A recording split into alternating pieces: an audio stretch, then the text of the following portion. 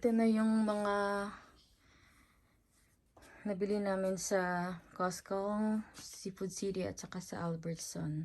So mag-start tayo dito sa Albertson. I just pick up this Canada Dry, yung zero sugar. 1 dozen. Itong maliliit na can lang kasi, yung malaki kasi hindi ko maubos eh. And then, I also pick up this sugar-free na Italian sweet cream ng Coffee Mate. Dalawa na yung kinuha ko. And then, I pick up some Seagram Escapes for tomorrow's New Year's Eve. Para sa mga girls. And then, I pick up some banana. In here, sa Costco na tayo. Sa Costco ko pala ito nakuha yung banana. Nag-pick up kami ng spinach na dip. And then, some sour cream. And then, kumuha rin kami ng 2 pack ng Caprisan at saka 3 tubig. And then, my husband picked this up. Some chips. Yung Ruffles at saka itong tortilla strips. Yan, ano siya? Ilang pounds ba to? 3 pounds. Di ba ang laki? That's it. And then, yung lemon din. Sa Costco kasi guys, hindi pwedeng pa isa-isa. Isang bag talaga, kaya madami yung ano. And then, I picked this up. Itong Folgers na Classic Rose.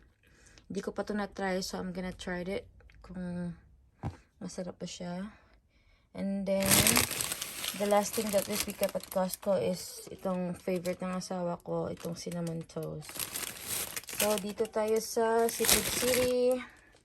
Konti lang naman to eh. Yung tomato, 4 na tomatoes. And then, I also pick up na 3 red onions. And I also pick up some garlic. And then, I also grab this apples, 3 piraso, isang pears, isang pineapple. I also pick up some grapes, and then some eggplant. And then, the last thing is yung green onions, at saka yung tanglad. And I also pick this up, itong toyo mansi. Itong tanglad saka sa itong sibuyas dahonan guys. Para sa to. Iba-brine ko kasi yung pork belly tonight. Para sa para bukas ready na siya for ibibake ko bukas yung lechon belly. So that's it guys. Mabilisang haul lang to. That's all we grabbed today. It's already 3:40 ng hapon. And it's December 30. So there you go guys. And baka hindi na ako makapag-update bukas. So Happy New Year na lang sa inyong lahat. Hope you have a wonderful New Year. Safe. So that's it guys. Thank you again for supporting our channel. Have a good day. Happy New Year. Bye bye.